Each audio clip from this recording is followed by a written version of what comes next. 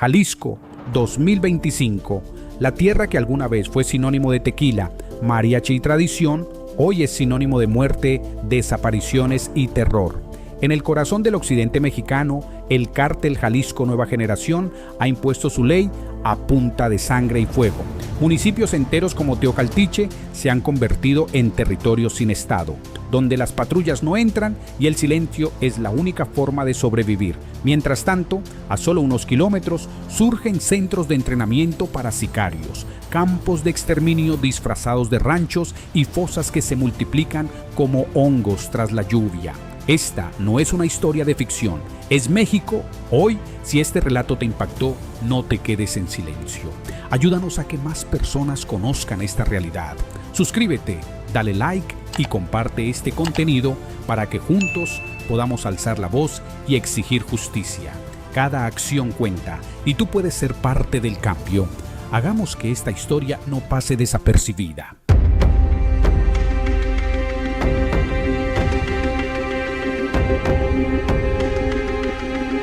Capítulo 1. Teocaltiche, tierra tomada por el miedo.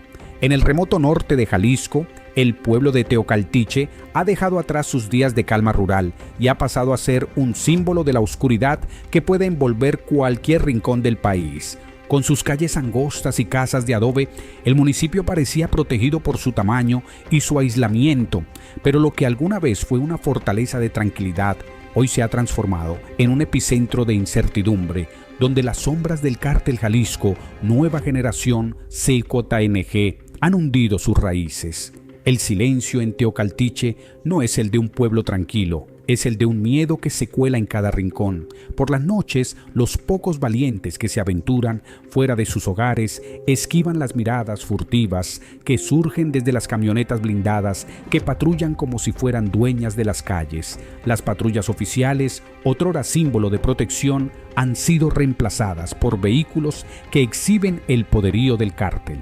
No es solo el paisaje lo que ha cambiado, sino también la esencia de la comunidad. Activistas que alguna vez lucharon por mejorar su tierra han sido silenciados. Sus nombres se murmuran en conversaciones privadas como si mencionarlos fuera invocar una maldición. Algunos habitantes aún guardan en sus corazones el eco de sus voces valientes, pero para muchos ese espíritu parece ser un recuerdo lejano. La violencia no es aleatoria, es estratégica y despiadada. Cada asesinato de un policía lleva un mensaje implícito. Aquí no hay espacio para el Estado. Los cuerpos desmembrados, dejados en los caminos polvorientos del pueblo, sirven como macabras advertencias para aquellos que se atrevan a desafiar la autoridad del cártel. No hay necesidad de palabras cuando la brutalidad habla por sí misma. Mientras las autoridades estatales y federales optan por un silencio que raya en el abandono, Teocaltiche ha comenzado a perder su identidad. El pequeño pueblo mexicano, con su rica historia y tradiciones, ahora siente como si estuviera atrapado en una zona de guerra, un lugar sin ley, donde el futuro parece ser tan incierto como el presente. Sin embargo, entre las ruinas de la desesperanza persisten pequeños destellos de resistencia. Los ancianos del pueblo cuentan historias de tiempos mejores, intentando preservar la memoria de lo que alguna vez fue. Los jóvenes miran hacia el horizonte con una mezcla de desconfianza y determinación. Mientras algunos huyen, otros luchan por mantener viva una chispa de esperanza, aunque sea en silencio. La pregunta que muchos se hacen es inevitable. ¿Cómo llegó Teocaltiche a este punto? Las respuestas son complejas y sombrías, entrelazadas con años de corrupción, impunidad y abandono gubernamental. Cada detalle forma parte de un mosaico que, aunque devastador, es esencial para entender el contexto en el que se ha hundido este pequeño pueblo jalisciense. En este microcosmos de violencia y miedo, Teocaltiche se erige como un recordatorio de las cicatrices que marcan a una nación entera, pero también, y aunque parezca contradictorio, como un testimonio de la fuerza inquebrantable de aquellos que se resisten a perderlo todo. La historia no termina aquí, el pueblo sigue de pie, aunque tambaleante, esperando un desenlace que podría tardar en llegar. Capítulo 2. La mecha encendida, autodefensas al límite. Cuando el Estado se ausenta, los ciudadanos toman el lugar que les corresponde. En Teocaltiche, el colectivo Frente Teocaltiche por Nuestra Gente surgió como una chispa de esperanza entre un panorama desolador. Las primeras reuniones del grupo estaban marcadas por un aire de valentía y unidad, pero también por una sensación de peligro latente. No era solo un movimiento de protesta, era una respuesta visceral ante la impotencia de vivir bajo el yugo del terror. Las demandas del colectivo eran claras y sencillas: justicia, seguridad y dignidad para el pueblo. Sin embargo, en lugar de encontrar respaldo por parte de las autoridades, sus esfuerzos fueron recibidos con un hostigamiento implacable. Las patrullas policiales, que deberían proteger a los ciudadanos, se convirtieron en herramientas de intimidación. Los miembros del frente narran historias de persecuciones, amenazas y golpes, como si exigir justicia fuera un crimen en sí mismo. Cada represión policial no solo extinguía el ánimo de los más vulnerables, sino que alimentaba una creciente ira entre los habitantes. Familias enteras comenzaron a buscar formas alternativas de defenderse. ¿Cómo proteger sus hogares y sus seres queridos cuando los guardianes de la ley parecían estar en su contra? Fue entonces cuando la idea de formar autodefensas comenzó a resonar como una opción inevitable. Las conversaciones sobre las autodefensas no se daban en plazas públicas ni en reuniones abiertas, eran murmuradas con cautela en cocinas y patios traseros. Algunos veían esta posibilidad como un rayo de esperanza, mientras otros temían que escalar la confrontación solo atraería más violencia. La tensión era palpable, y aunque la decisión de levantarse en armas aún no se había concretado, el sentimiento de desesperación era cada vez más difícil de ignorar. Los gritos en las protestas se tornaron más enérgicos y en ocasiones más desesperados. No podemos ni debemos acostumbrarnos a vivir así, clamaban los participantes, aunque cada vez eran menos quienes se atrevían a alzar la voz en público. La soledad de las protestas era el reflejo de un pueblo agotado, un pueblo que veía cómo la indignación hervía sin encontrar salida. El colectivo, sin embargo, aún se aferraba a la esperanza de evitar que el pueblo cayera en una espiral de autodestrucción.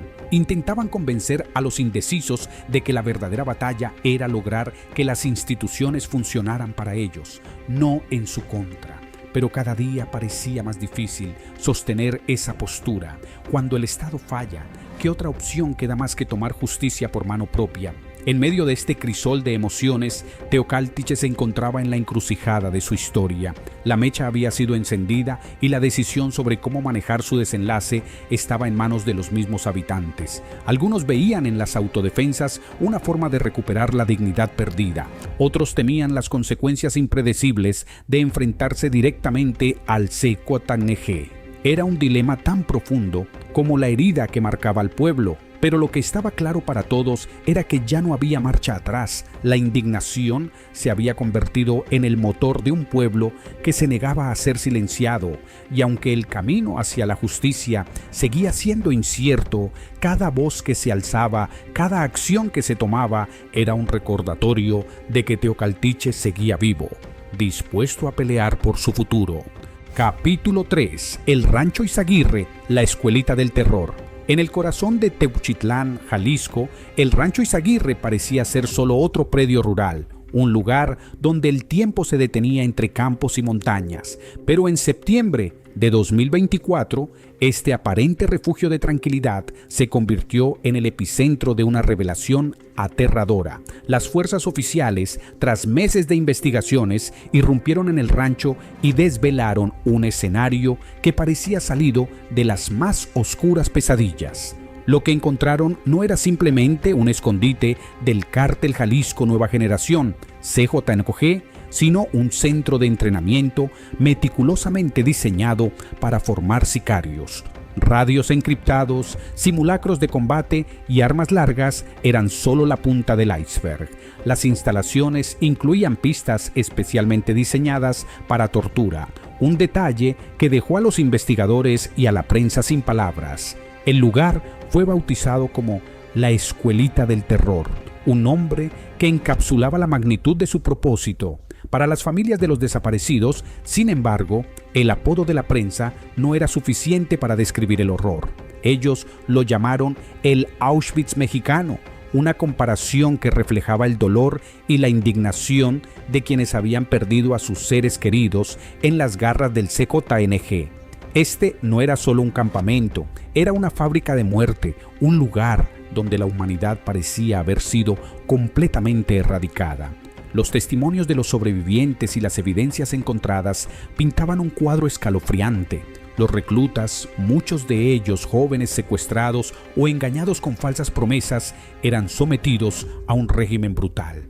Aquellos que no cumplían con las expectativas eran castigados de formas inimaginables, mientras que los que lograban sobrevivir se convertían en piezas clave del engranaje del cártel. La intervención oficial en el rancho Izaguirre fue un golpe significativo, pero también dejó al descubierto la profundidad del problema.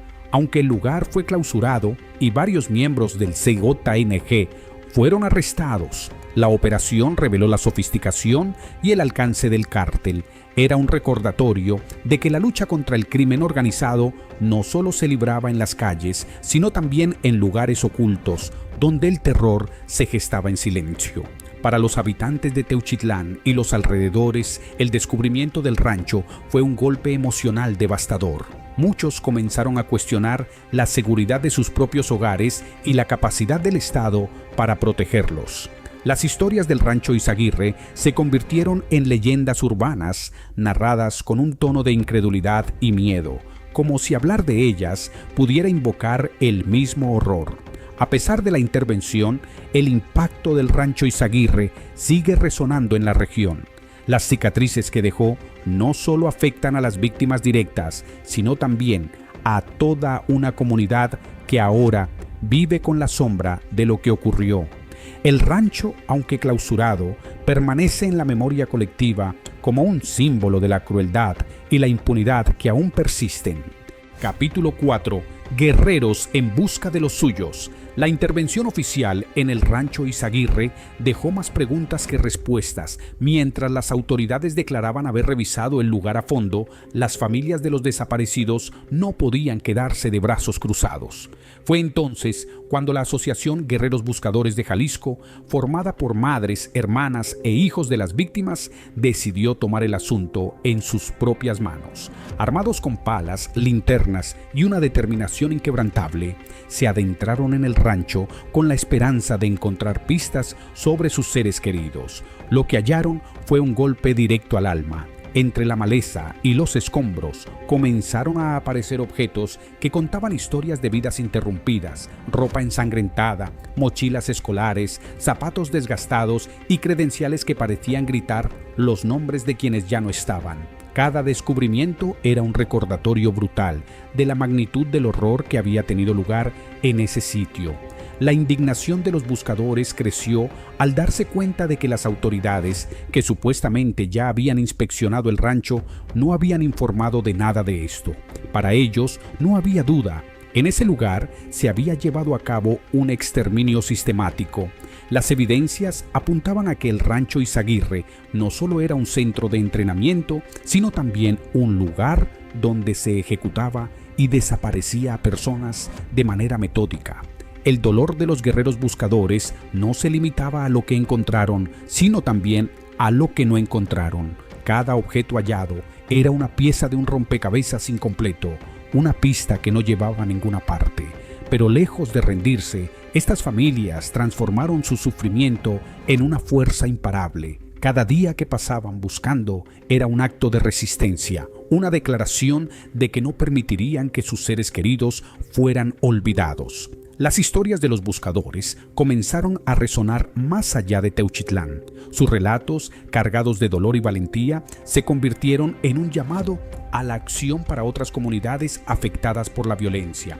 Aunque enfrentaban amenazas constantes y la indiferencia de las autoridades, los guerreros buscadores seguían adelante, impulsados por el amor y la memoria de quienes habían perdido. El rancho, ahora clausurado, se convirtió en un símbolo de la lucha por la verdad y la justicia. Para los buscadores no era solo un lugar de horror, sino también un recordatorio de la importancia de no rendirse. Cada paso que daban en ese terreno maldito era un homenaje a sus seres queridos y una promesa de que no descansarían hasta encontrar respuestas. A pesar de los obstáculos, los guerreros buscadores lograron algo que las autoridades no pudieron: devolverle humanidad a un lugar deshumanizado. Sus esfuerzos no solo revelaron la magnitud de los crímenes cometidos, sino también la fortaleza de un pueblo que se niega a ser silenciado. En su lucha encontraron una forma de honrar a los desaparecidos y de mantener viva la esperanza. Capítulo 5. Un grito que llegó a Palacio. Los hallazgos en el rancho Izaguirre generaron un impacto que rápidamente se propagó más allá de Teuchitlán. Como una onda expansiva, la noticia llegó a la Ciudad de México, donde la presidenta Claudia Sheinbaum no tardó en reaccionar. En un discurso transmitido por Televisión Nacional, calificó los hechos como terribles y prometió que el gobernador de Jalisco y el secretario de Seguridad ya estaban trabajando en el caso. Pero las palabras, aunque resonaron con fuerza, no lograron calmar la indignación. Para muchas familias de las víctimas, las declaraciones presidenciales fueron solo eso: palabras, promesas que se repetían una y otra vez en casos similares, pero que rara vez se traducían en acciones concretas. Sin embargo, los ciudadanos no estaban dispuestos a quedarse en silencio. En más de 24 plazas públicas, de norte a sur del país, miles de personas se reunieron portando velas encendidas, convirtiendo la noche en un poderoso acto de protesta. Las imágenes de las vigilias eran sobrecogedoras. Grupos de personas con expresiones de dolor y determinación, alzando fotografías de sus seres queridos desaparecidos. Los nombres y rostros de las víctimas llenaron las calles como si exigir justicia fuera el último regalo que podían ofrecerles. Para ellos, cada vela era un símbolo de esperanza, una forma de decir que aún había luz en medio de la oscuridad. Aunque el movimiento fue masivo, también fue un recordatorio de una verdad incómoda. En México, incluso cuando las víctimas tienen nombre y rostro, la justicia parece ser un lujo inaccesible. Los familiares de los desaparecidos luchan contra la indiferencia del sistema, la lentitud de las investigaciones y la falta de voluntad política para enfrentar a los verdaderos responsables. A veces, ni siquiera la movilización nacional es suficiente para obtener respuestas. Las plazas, que en otro momento habrían estado llenas de festividades, se convirtieron en escenarios de duelo colectivo. Los testimonios de las familias resonaban como plegarias, palabras de amor, de indignación y de una profunda tristeza. Algunos hablaban con esperanza, convencidos de que la presión ciudadana obligaría a las autoridades a actuar. Otros, en cambio, expresaban su frustración, seguros de que este sería solo otro caso olvidado con el paso del tiempo. La presidenta Sheinbaum, consciente del impacto emocional que estos hechos habían generado, prometió visitar personalmente Jalisco para supervisar las investigaciones. Sin embargo, muchos dudaban de la efectividad de su intervención. Las palabras oficiales eran escuchadas con escepticismo, como si el pueblo hubiera aprendido a esperar lo peor de aquellos que tienen el poder de cambiar las cosas. A pesar de las dudas y el cansancio, la resistencia de los ciudadanos era innegable. Cada manifestación, cada protesta, cada vela encendida era un acto de valentía. En un país donde la violencia y la impunidad parecen ser la norma, la gente sigue alzando la voz, demostrando que no están dispuestos a rendirse. El grito que llegó a Palacio fue también un llamado a la unidad, una prueba de que la lucha por la justicia sigue viva. Capítulo 6. ¿Quién gobierna realmente en Jalisco? La pregunta que flota en el aire es tan sencilla como perturbadora. ¿Quién tiene el control? En Teocaltiche, donde el gobierno parece ausente, la respuesta no es clara. Las camionetas blindadas del CJNG patrullan las calles con una autoridad que no les fue otorgada, pero que nadie se atreve a cuestionar. Mientras tanto, las instituciones estatales y federales parecen ser meros espectadores de una tragedia que se desarrolla a plena luz del día. El vacío de poder es palpable. Si el gobierno no puede entrar a Teocaltiche, si las madres deben buscar cadáveres donde el Estado ya estuvo, y si los sicarios tienen sus propias escuelas, entonces la conclusión es inevitable. El control no está en manos de quienes deberían tenerlo.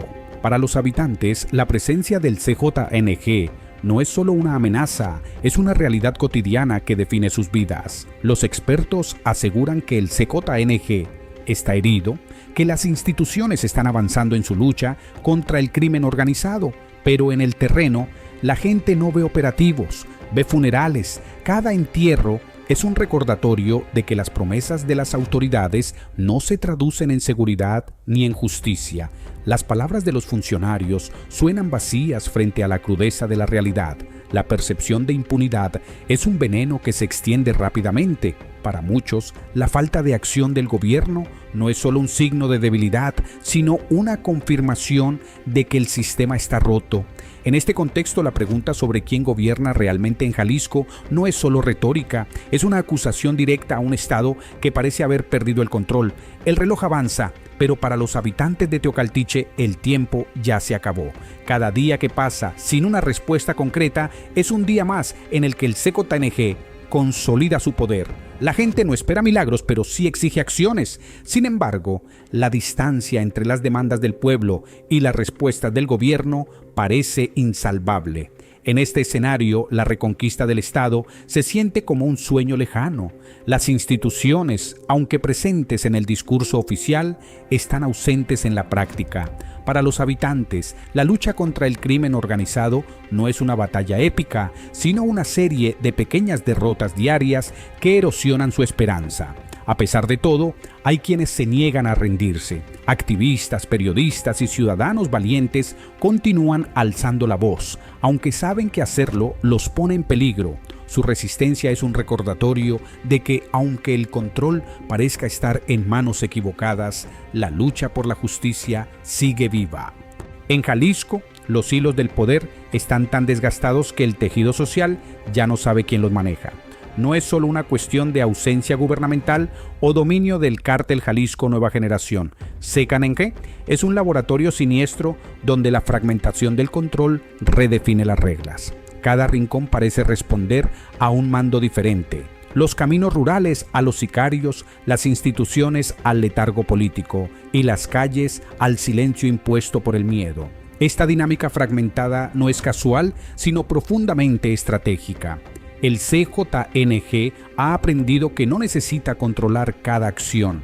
Basta con sembrar incertidumbre para que las piezas del Estado se desmoronen por sí solas. En Teocaltiche, por ejemplo, la ausencia de patrullas oficiales no es solo abandono, sino una señal de que las reglas del juego han cambiado.